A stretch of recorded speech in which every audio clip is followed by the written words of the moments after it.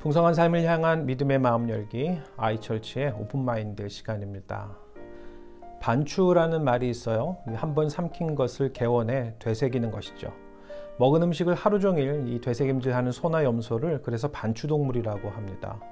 또한 반추는 어떤 일을 되풀이하여 음미하고 또 생각하는 것을 뜻해요. 요즘 코로나 바이러스 사태를 보면 저는 지금이 이 어려운 시간이 오히려 반추의 시간, 너무나 소중하고 중요한 것들을 다시 되새기고 새롭게 하는 시간 아닐까 그리 생각해 봅니다.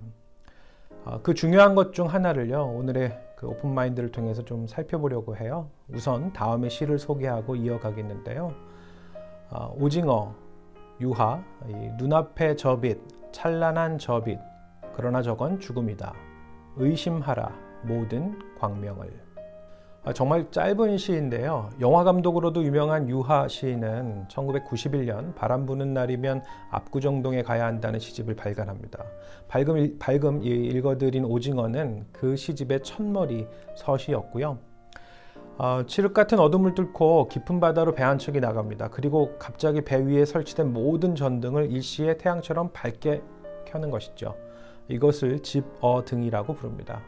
물고기를 모으는 등불인데요. 오징어들은 어두운 밤바다에 내리치는 이 집어등의 유혹에서 결코 벗어나지 못한다고 해요.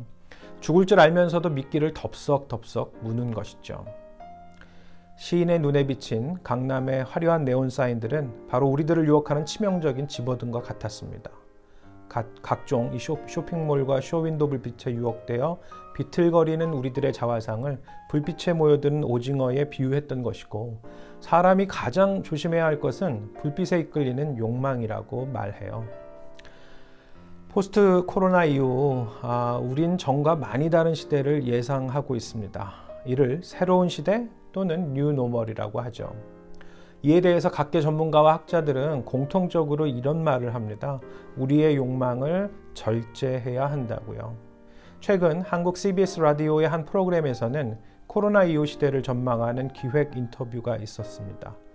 제 눈길을 끈 중 하나는 칼 폴라니 사회연구소 홍기빈 소장의 이야기였는데요.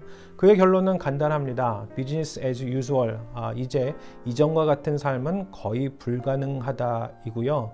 그러면서 뉴노멀을 위해 사람들이 먼저 해야 할 일이 있다는데, 그것은 사람의 무한한 욕망을 무한정 인정했던 지난 40년을 반성하는 것입니다.